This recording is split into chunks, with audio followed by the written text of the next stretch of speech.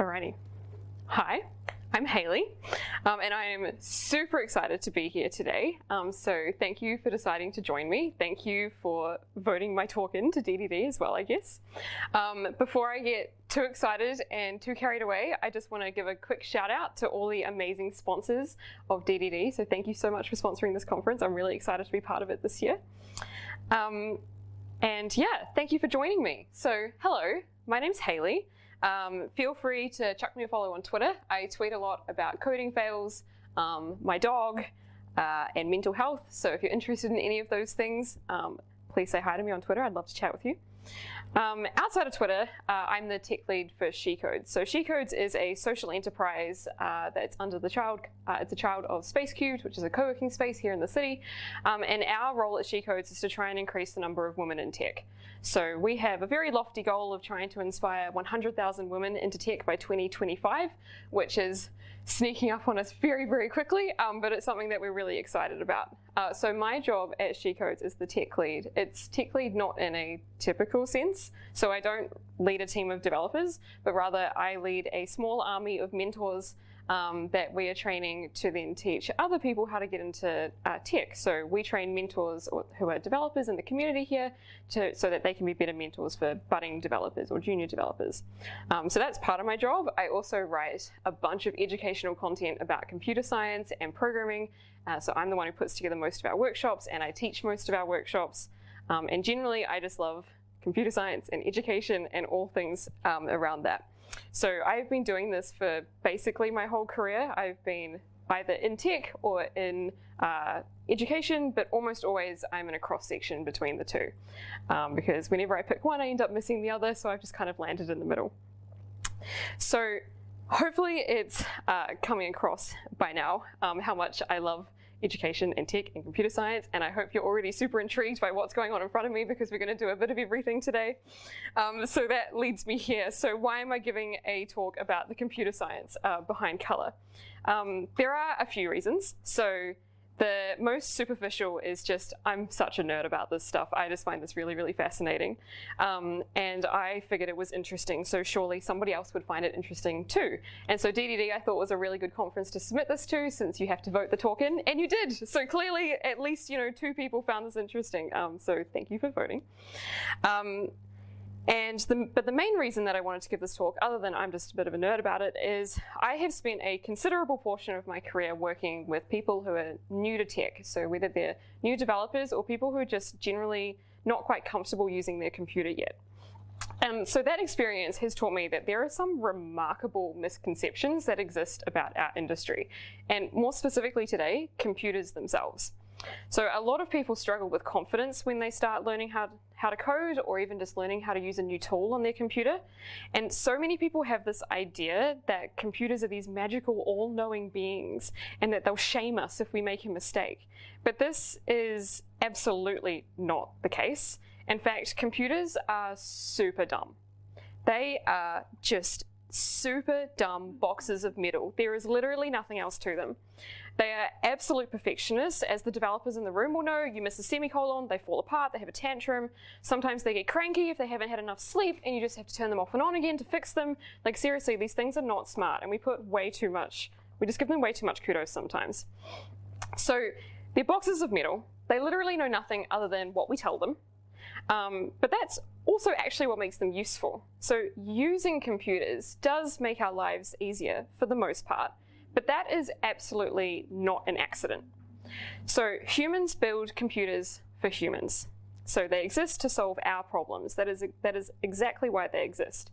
And nothing about the way that they work is a coincidence, which is why I wanted to talk about color. So today I'm going to take you on a little journey to prove to you that the way color works on a computer and the way computers work is not a coincidence at all. It's in fact very clever, it's very smart. Humans were the ones who came up with it, and it benefits us humans greatly. So what are we actually going to talk about today? To start with, there's going to be a lot of emoji. So My advice to you right now would be get really comfy. There is way more in this than you would think, which is why this is a 45-minute talk, and I feel like I could have added 3 more days to it if I really wanted to. So we're going to talk about how mixing colors work, which you might have figured out based on the fact that there is paint in front of me right now. We're also going to look at the physics of light, which you may have noticed there are some torches on the table in front of me as well. We're going to talk a little bit about biology, so we're going to understand a little bit more about how our eyes work and how that lets us perceive different colors. And then we're going to bring that together with a little bit of computer science. So computer science is going to tie those things together for us. And eventually, we're going to look at how color codes work in CSS. So those things that we type in our CSS files or our designers use, we're going to have a look at how those things actually work and how all of this came to end up as some code that we can write in CSS. So I tend to give workshops more than I give talks, and so my workshops are always super interactive, and so I kind of couldn't help myself, and so that's why all this is with me today. So for this talk, I would love for you to put yourself in, well, to start with at least, in the mindset of a kindergarten student. So imagine you're 4, 5, 6 years old, and you're learning about paints and colors for the first time. But then we're quickly going to ramp up. So we're going to start at kindergarten, and we're going to go probably as far as first year uni when we get to the computer science stuff. So like we're covering quite a range here today. Now, speaking of kindergarten, I think we should start playing with some paint. So I'm just a little bit too excited. So I'm just going to start getting into the paint, I think. All right, let's do this. So paint. Think back to kindergarten or primary school. You might remember about learning about mixing paints and this thing called a color wheel. So the idea of a color wheel is to show how colors relate to each other. So I found a simple color wheel with the idea it shows how one color might slowly transition to the other until you've done a full 360. But then I thought, that's super boring and paint's super fun, so let's do this with paint instead. So I brought some paint with me today, and I would just like to get some expectations cleared up right now. I'm not an artist in any way. I am no Bob Ross. Whatever you're expecting, like lower your standards considerably. It's blobs. We're just going for some blobs. That's all we're doing today. Okay, I brought some red, yellow, and blue paint with me. But the problem is, when you're painting, I know nothing about paint, but I assume that often you want more than 3 colors, but I only have these 3 colors with me. Just gonna hide that black one for now. I only have these 3 colors with me. But fortunately, because I know about this thing called the color wheel, I could use these colors to make new colors if I wanted to. So I'm gonna get mixing. So I'm gonna put a little bit of blue. And can you tell I've already used it? Like my fingers are blue already. So I'm going to put a little bit of blue in this bowl. I just really like this shirt, and I don't want paint on it. So I'm just going to stand like this. Okay, so I've got a little bit of blue, a little bit of yellow, and then I'm just going to go ahead and mix these up. So when I mix these, I get green. I'm really hoping that this wasn't particularly shocking, but I also know that I told you to think like you're a kindergarten student, so maybe this is. So I mixed some blue and yellow and I got green. Cool. What else can I do? And apologies for the smell of paint that is going to fill this room. It's a lot. All right, so next I'm going to mix some yellow and red. So I can get my yellow and some red.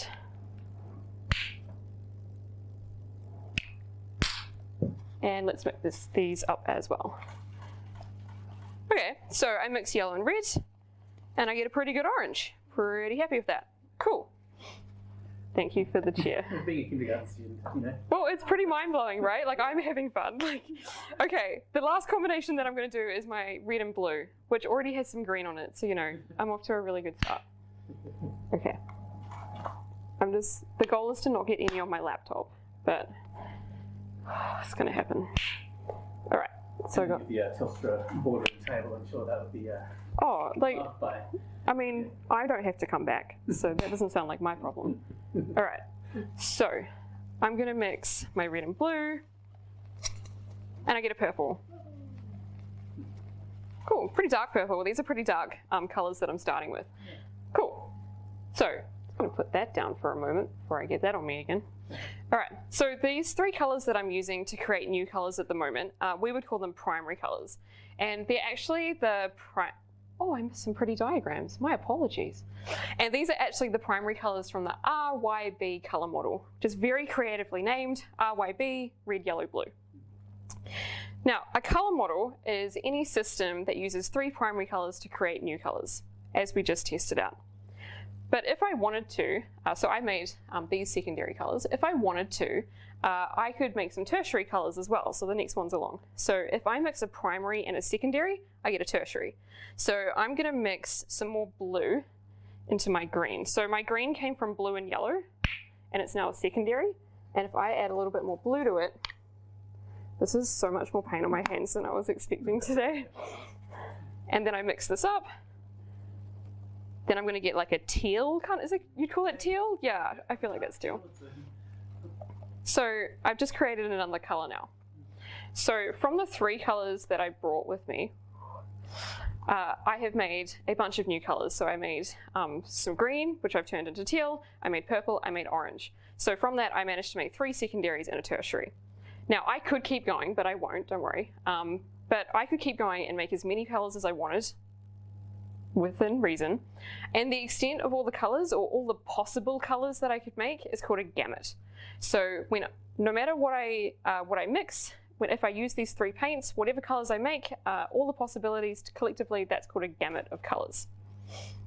But if I say changed one of these paints, so if I decided I didn't like this yellow and I swapped it out for a different brand or just a slightly different shade, then that'll affect the colors that I can make, and so that would change my gamut, and I would be able to make a slightly different gamut of colors. Okay, cool story, Hayley. Where are you going with this?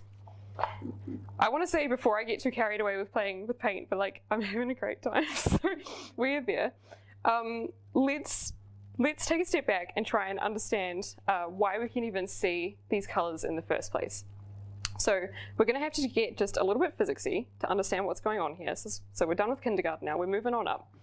So I want you to think about light. Specifically, maybe the light coming from these bowls, or the light bouncing off these bowls. So when we think of light, what we actually mean is visible electromagnetic radiation, which is a very fancy word from a very fancy physics idea that basically is referring to the electromagnetic spectrum, which is the range of frequencies covered by electromagnetic radiation.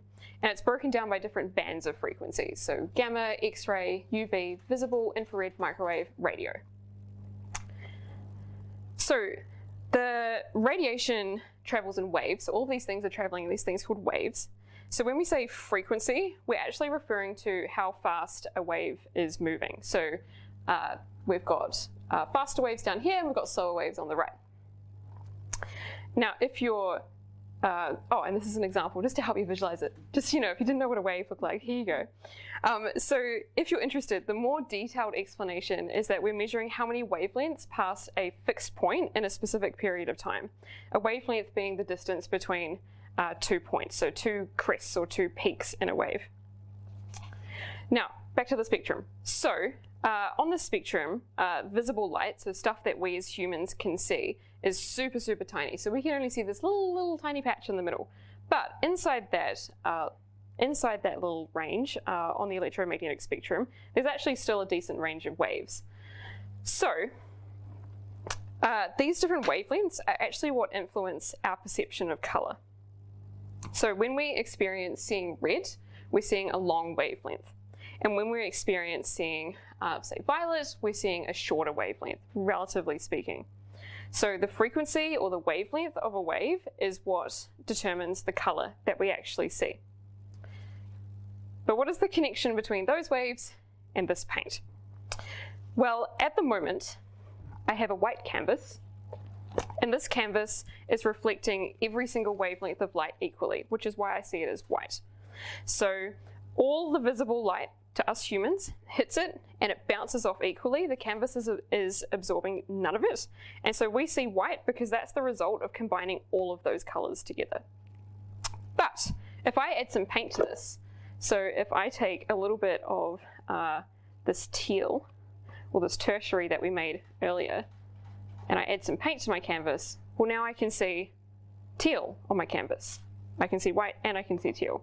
So what's happening at this point is the paint is actually just reflecting the blue and green light. So this has yellow, it's got a bit of green, which came from yellow and blue, and then it got a bit more blue. So this stripe on the canvas is just reflecting those colors and absorbing every other color, which is why I can see it. So it reflects it, it goes to my eyes, I can see it. Put that back down. Okay, so what's also interesting is if I mix all of these paints together, I can get black. Now, yesterday I covered my kitchen in several different shades of nearly black, and I learned that it takes quite a bit of precision to get actual perfect black, so I'm cheating today, and I brought some black with me. Probably didn't need its own bowl, but there we go. So I've got some black paint here. It's very black. I came really close, but I just couldn't quite get it. So when I put black paint on my canvas now, this is now the total opposite to white. So white reflects every single wavelength, and so when those colors combine, we see that as white. Meanwhile, black is absorbing every single wavelength. So in other words, it's not actually reflecting any color. So stuff's hitting the black and it's been completely absorbed and I can't see it anymore. So there is no color for me to see there. The black is absorbing it. So this process, where I start with a white canvas and I've added paint to it, this is called subtractive color mixing. So I started with a surface that reflects every single color and I slowly took away from it. So I added some teal and I added some black. So this is subtractive. Start with lots of color, slowly remove it. Okay, cool. So let me skip ahead a few. Here we go. So I've talked a little bit about how light moves around. We've looked at how paint mixes together. So what is the connection between when I say that reflects off and it goes to our eyes, what do I actually mean? Like, how do we actually see this thing? So we're going to go into a little bit of biology now. So this is what an eye looks like. So if you look like really deeply into your partner's eyes, this is what you'll see. And there are several different interesting parts of the eye. So at the front we have this iris, so that's the colorful part of the eye. So if your eye is blue or brown or green or whatever, that part's called the iris. Inside the iris is the pupil. That's a little black spot in the middle. I think of it as the hole that sucks in all the light. So that is inside the iris. So inside that colorful part, that little hole in the middle, that's the pupil. In front of the iris is the cornea. So the iris and the pupil have a really important job of letting light in. And so in front of them, they have this thing called a cornea, which is a protective layer. So the cornea stops any like dust or germs or just any particles that you don't want in your eye. The cornea is what stops them from getting in there. On the other side of the iris, on the inside of the eye, is the lens. And so the cornea and the lens actually work together to focus on things at different distances. So when they work together well, that's what lets you see, say, your hand right in front of you and your friend on the other side of the room. So the way they do that is they bend or refract light so that it goes into your eye and it hits the retina. So the retina is like squishy tissue that covers the back of the eye. About 60–70% of the back of your eye is covered in this thing called the retina.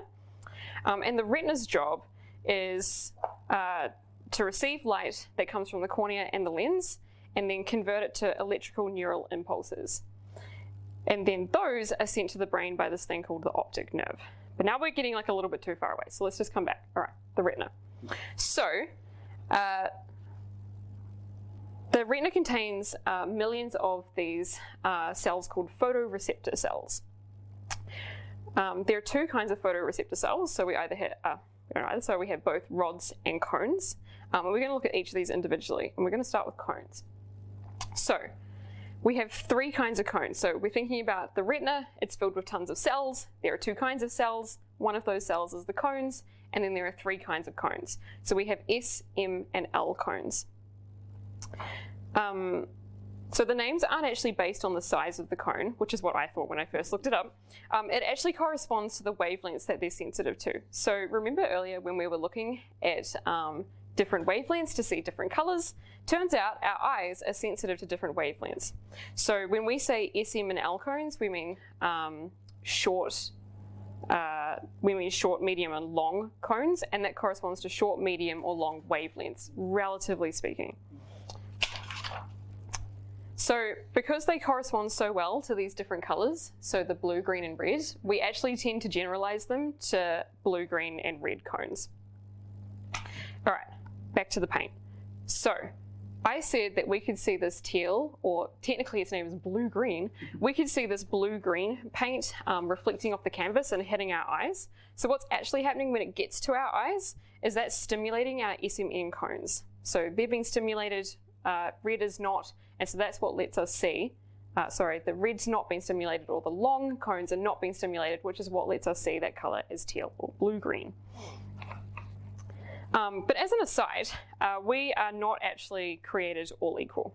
So not all of us see colors the same. So for some people have color vision deficiencies, otherwise known as colorblind, and there is like a million different variations of what that means. So some of us have trouble detecting differences between colors, or we just can't detect color at all. This can happen when there are defects in the cone cells, and that could be, say, from surgery, or it could be genetic. There's a bunch of different reasons. But even if you don't have a color deficiency, you still actually experience color in your own unique way. So we do not all have the same number of cones. So we don't all have the same number of red, green, and blue cones. So the blue that I see might not actually be the same blue that you see. But there'll be tiny, minute differences. But yeah, everybody sees color differently, which I thought was really interesting. Anyway, the SMNL cones. So they themselves are also not evenly distributed. So we have way more MNL cones than we do S cones. So that is, we have way more green and red cones and not very many blue cones. And this is actually relates to seeing in the dark. So cone cells are sensitive to color, but they are not so sensitive to light, and there is a difference. So this is why we have rod cells. So I said we have about 6 to 7 million cone cells, but we have about 120 million rod cells. And the rod cells' job is to help us see in the dark. So when we are in lower levels of light, we're more sensitive of wavelengths closer to blue. But when we're in brighter lights, we're more sensitive to wavelengths of green and red, because the cone cells, they can't deal with it when there's not much light. And so if you think about it at nighttime, there's ever like a blue tint kind of, or if you pick up a blue object and an orange object, you won't be able to see the orange object as well as you could see the blue. And that's why. It's because our cone cells are really terrible in low light, and that's where our rod cells come in. So we see a blue tint at night instead. And again, that'll vary between different people because we have a different number of cone and rod cells, and also I guess based on how many carrots you've eaten recently. All right, speaking of light, or more specifically, seeing in the dark.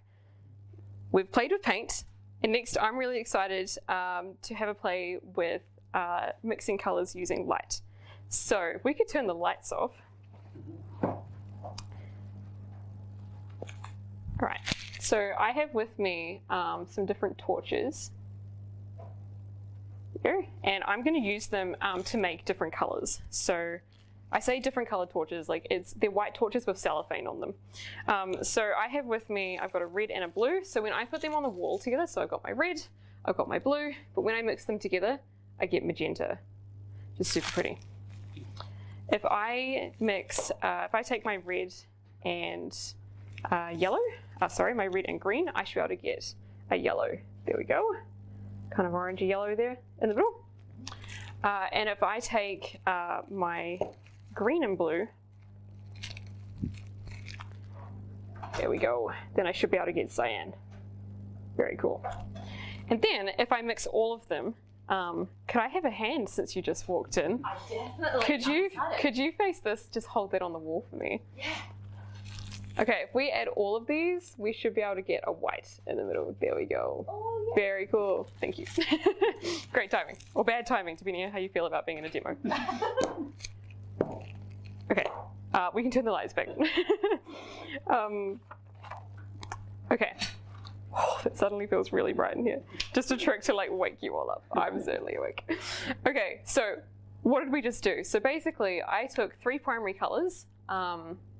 That's a lie. This is the RGB model. So red, green, blue, again, very creatively named. I took 3 colors, mixed them together on the wall to create new colors, so to make some new secondary colors.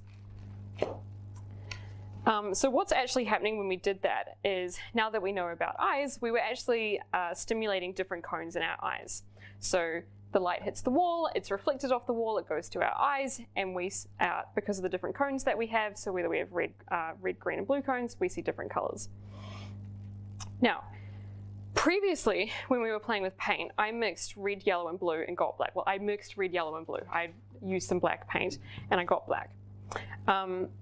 But now when I'm playing with these torches and I mix red, green, and blue, I see white. So with paint, when I mixed my 3 primaries, I got black. But with my lights, when I mixed my 3 primaries, I got white.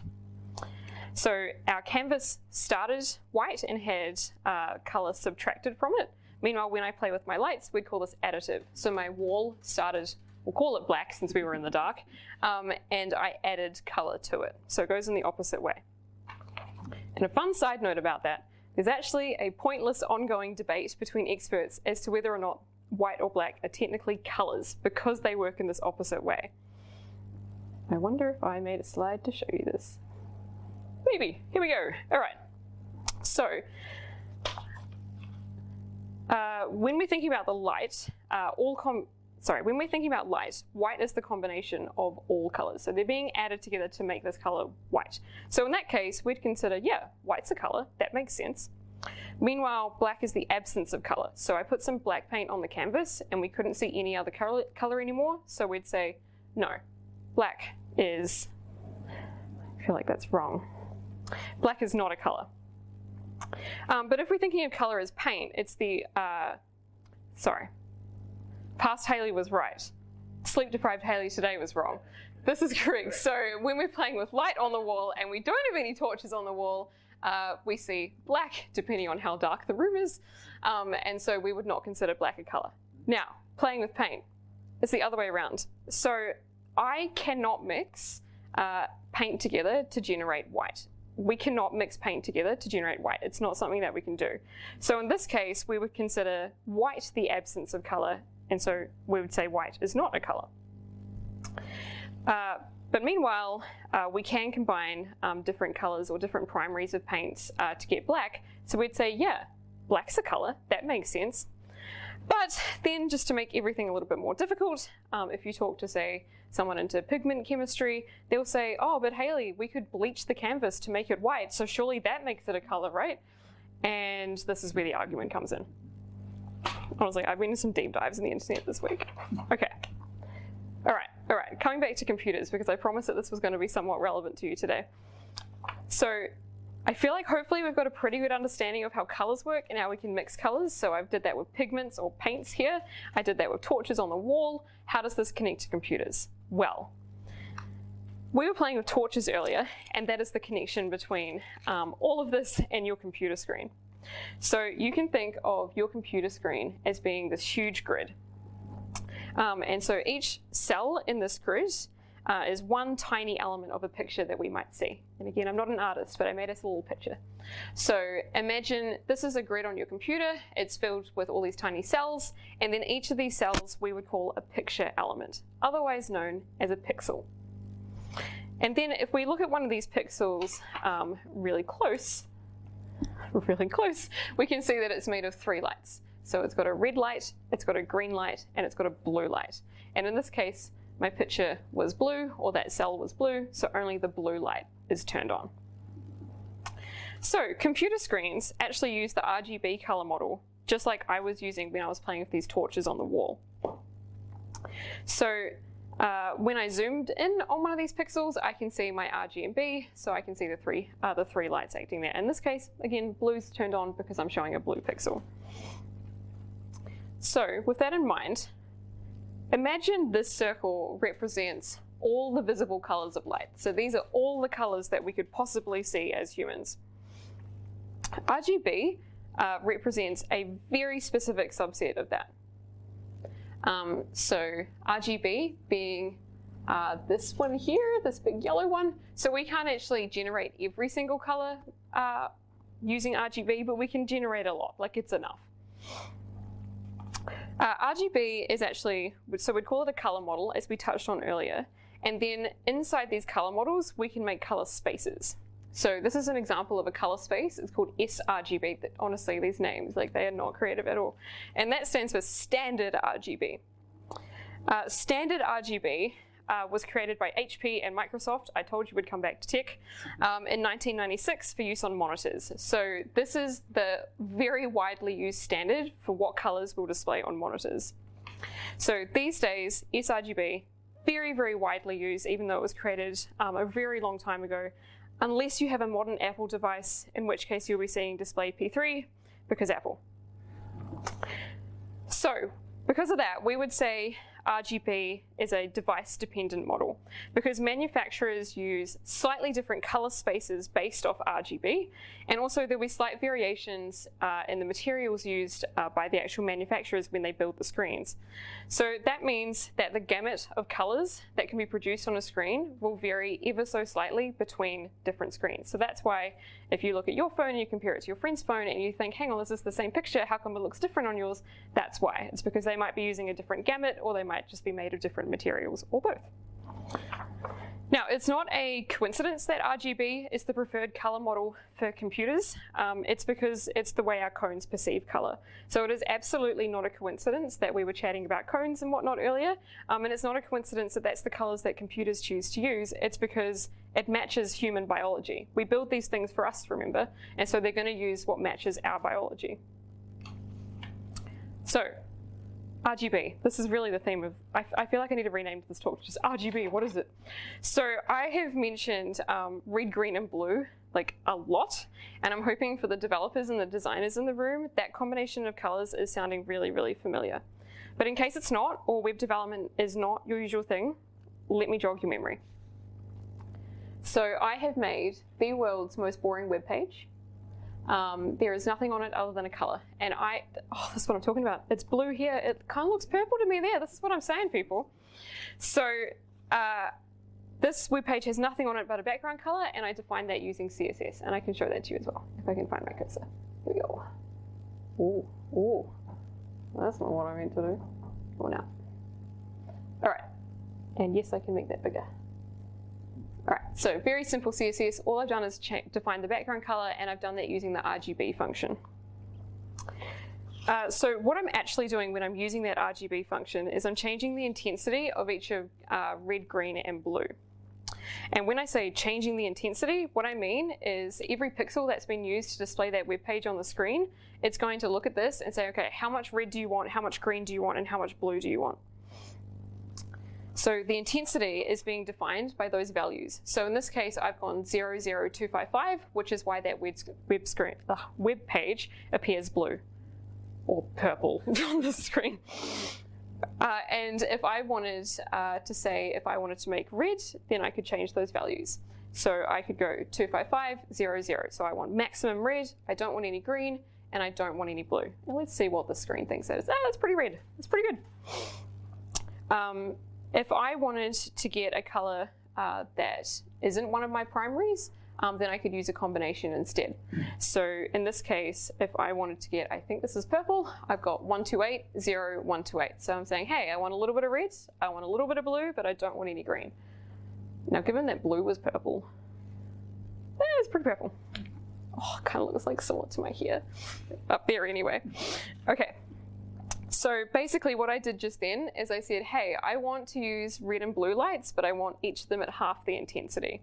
And so that's how I generated my purple. So similar to when I was playing with these torches, except they're not cool enough for me to match, to pick specific intensities. But that's what I'm doing when I define my RGB in my CSS. That's what you're doing when you use RGB in your CSS. So because I told you that I'm a bit of a nerd, I would like to focus on these numbers. So have you ever wondered why they go from 0 to 255? Because I don't know about you, when I first stumbled across that, I'm like, that's a really random number. Where did that come from? It turns out it's not random. It has a lot of meaning behind it. And we're going to go back to primary school days now. So we're really going all over the show. We're going to hop back to primary. And we're going to learn about the decimal number system. So decimal numbers being the numbers that we as us humans use every day. And more specifically, I mean the digits 0 to 9. So these are what make up our decimal number system. So since we have 10 digits to work with in our decimal system, the largest number that we can represent using a single digit is 9. And then if we want to represent a bigger number than that, we have to add another digit to get 10.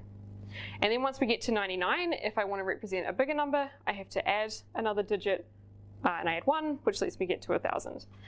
100. Oh god, maths. And if I wanted to get to 1,000, then I've got to add another digit. So now I've got 4 digits, which lets me represent 1,000. The pattern that's happening here is the digit on the left is worth 10 times as much as the digit on the right. So we've got 10 numbers to work with, 0 through 9, and each of these worth 10 times as much as the digit on the right. So that's not the slide I was expecting to see there, but all right. So if we take the number 123, for example, the 1 is worth 10 times as much as the 2, and the 2 is worth 10 times as much as the 3. Now, computers. Remember how I said they're super dumb? So they can't handle 0 to 9 for a variety of reasons, so instead they use a binary system, or just 0 and 1. So they forget 2 through 9, they've just got 0 and 1, that's all they've got to work with. So since there are only 2 options, that's why we call them binary digits. And because we're super lazy, we shorten that, and this is where the term bit comes from. So a bit is a binary digit, which means 0 or 1. So since there are only 2 digits to work with, this means that representing numbers in binary is not the same as how we would in decimal. It's a little bit trickier. So rather than each digit being worth 10 times as much its digit on the right, in binary it's worth only 2 times as much. So for example, in this number 1001, our number on the right is worth 1, 0 is worth 2, the next 0 is worth 4, and the next one is worth 8. So it doubles each time. So previously we went up in tens, this time we're doubling it. And if you're wondering, we can definitely work out what this number is in binary. So the first one is worth 1, so keep 1 in your mind. The next one we'd say it's turned off, or 0 doesn't mean anything, so we ignore it. We ignore the next one, and then this is worth 8. 8 plus 1 is 9, so this number is 9. So 1001 is 9. In binary. All right, I've got some challenges for you. So I'm so excited another person walked in this room. All right, what does this number represent in binary? So we have 1 turned on, we don't have a 2, then we've got a 4, we've got an 8. What is this number? 13. Nailed it. All right, cool. What about this one? 4, 5, 6, 7. Yes, nailed it. Oh, I thought there was a 9 on my screen. I'm like, oh no. Okay. Okay, what about this one? Maths. 7 plus 8 is 15. 15, perfect. This one. Oh wait, hang on. This one. Big, Hayley, and 1, 2, 3. Sorry, I was really hoping for the space in the audience and I got it. Okay, sorry. If you're wondering, that number was 8,191. I didn't work that out, I put it through a converter. All right. Google did it. Yes. Okay, all right. I want to focus on this one in particular though. So 1111 is 15.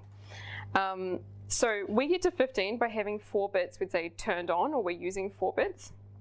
And what's interesting about that is if I wanted to get, say, to 16, I would have to add another bit. So at the moment, the most, or the highest number that I could represent using 4 bits is 15. If I wanted 16, I have to add another bit to it. Now, throwback to our RGB, so the highest number that we can use when we're defining colors in our CSS, the highest number that we can use is 255. This is not a coincidence. So 255 in binary is 8 bits turned on. So when we're working with computers really like 8s. 8 bits is called a byte, so we're happy with this number. It's good for us. So we use 0 to 255 because that's 8 bits. Now, we actually have 3 components though. So we've got red, green, and blue. Each of them have 8 bits, or 1 byte. So 8 plus 8 plus 8, that's 24. And so this is where the term 24-bit color comes from, if you've ever heard of that before.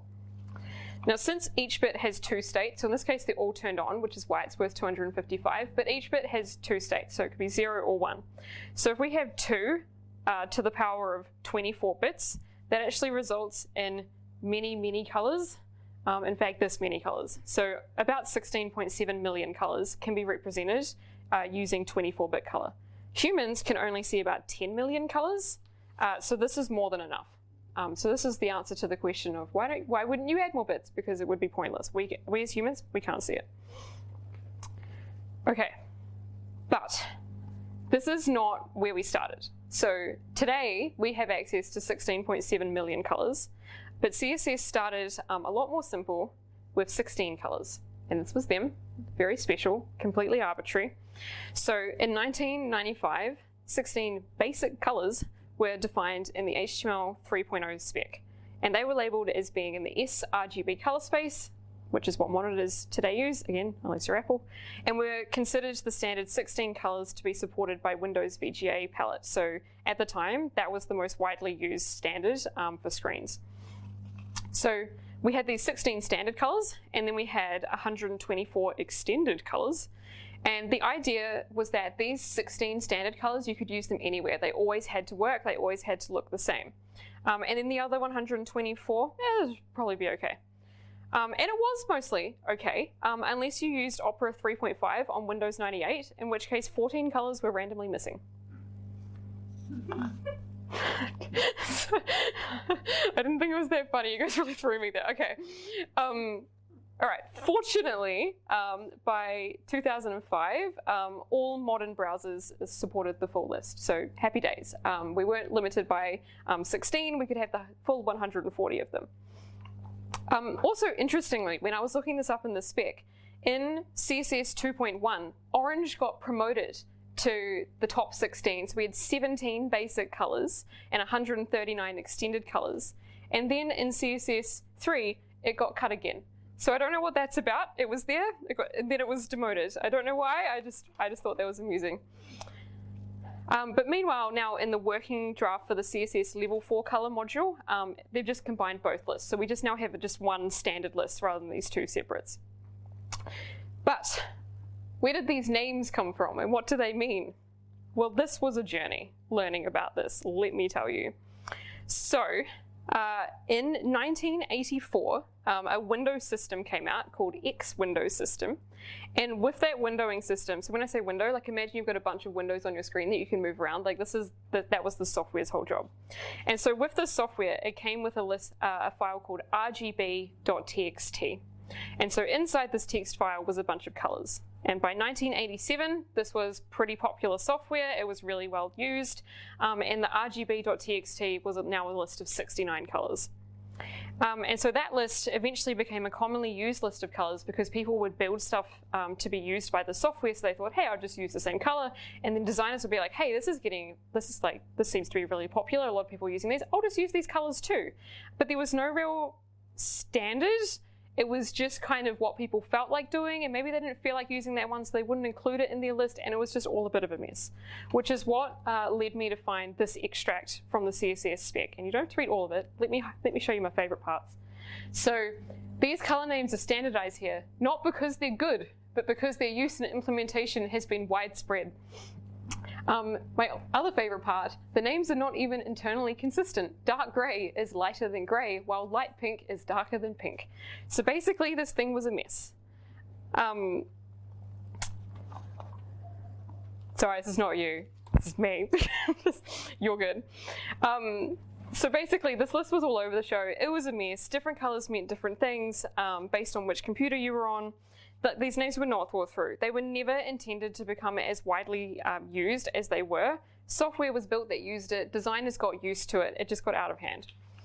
But eventually, we decided we needed a list, we needed some standard colors, and we made some headway. So in the 1990s, most displays were capable of displaying 256 colors.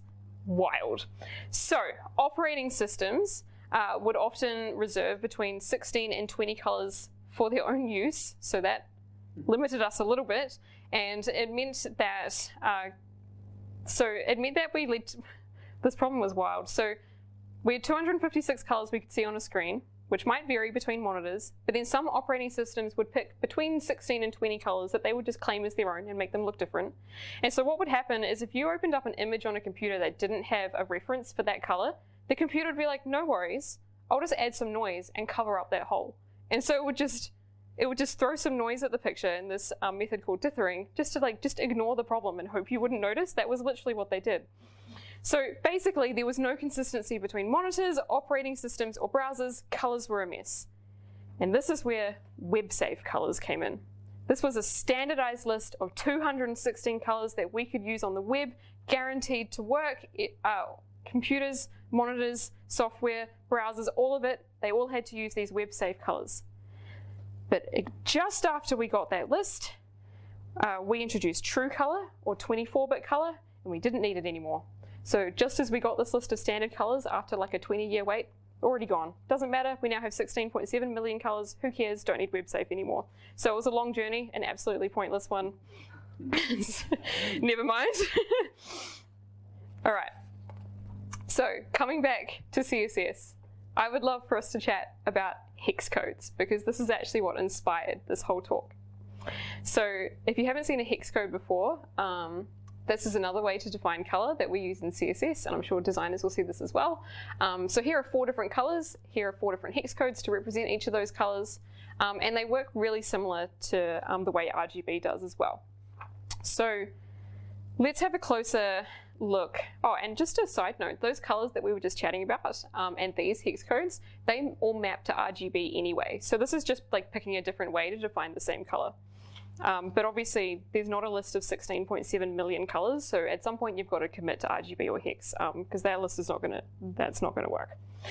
Okay, so let's unpack these. So I'm gonna look at that purple one, so 5F, 3A, 8E. What the heck is happening there? So basically, hex codes are broken down into 3 components. So there's a red component, a green component, and a blue component. So we're gonna translate this to binary, to understand what is going on here and how this actually becomes a color. So let's look at this. Let's look at the red component first. So hexadecimal uses a base 16 numbering system. So computers use base 2, humans use base 10. Hexadecimal's like lol lol lol, let's use base 16. But we as humans, we only have 10 numbers to work with, or 10 digits to work with, and this is where the letters come in. So once we get to 10, us humans, we go, okay, no worries, we got an alphabet, it's all good. So this is where A through F comes in, and that's why you can't go past F. It's because we've reached 15, hexadecimal being base 16, that's all we need.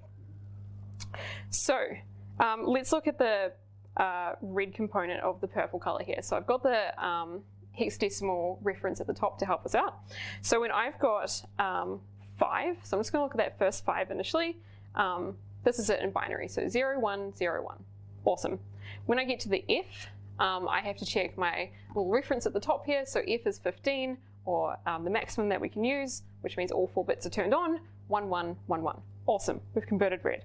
Same with green. So we've got 3A, 3.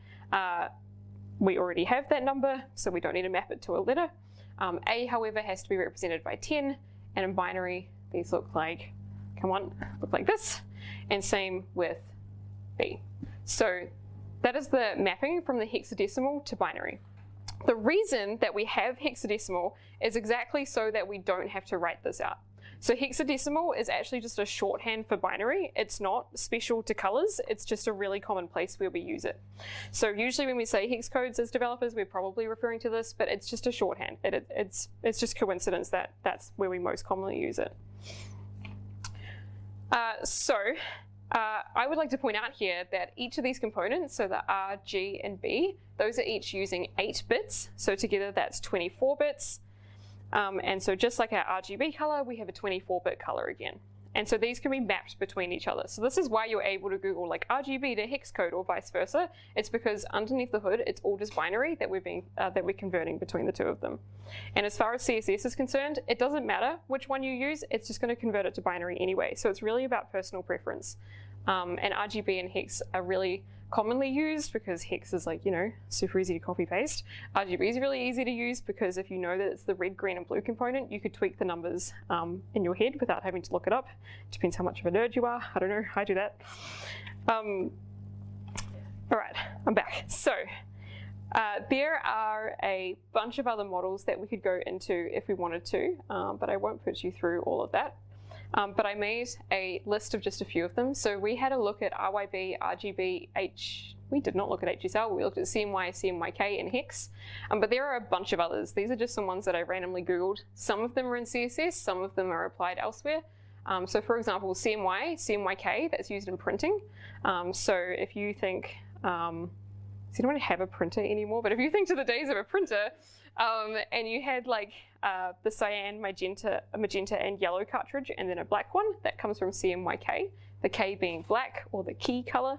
And the reason that you had to add black separately, I always thought it was just because you use more black ink. That was not the case. It's because you can't make black with CMY. The closest you can get is like a really muddy brown. So I thought that was interesting. And also the reason it's called K, they say it's because of key color, but actually B was taken by blue, so they had to give it a different name. Okay, so why? Why did I put you through a good 50 minutes now on a talk about color? Why did I bring paint in? Why did I bring torches in? Why did I put you through this? So firstly, I'd like to remind you that you picked this room. I'm really sorry to you. This started, so the reason that I wanted to give this talk is it started when I saw a front-end developer tweet, oh my gosh, this is how hex codes work. And they had this big tweet thread about this discovery they'd made when they suddenly learned how these things worked. And I was reading this tweet like, wait, people don't know this? Like, this isn't just common knowledge? And I'm like, no, people have hobbies. People don't spend their weekends Googling how hex codes work and binary and about light waves and retinas. That's just me.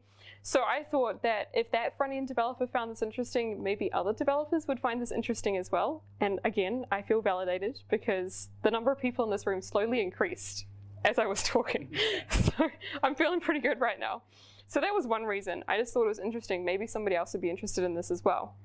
But more than that, I like to, when I'm teaching, because I teach people how to code all the time, and I try to put in perspective, hey, it's not actually just about the computer, like, and the way the computer works, it's not a coincidence. So we use these things a lot. So we're at a developer conference, like we live on computers, but so does everybody else. Like these things like really influence and they're like ingrained in our everyday lives now. And so I think it's kind of important that we have some understanding of how these things work.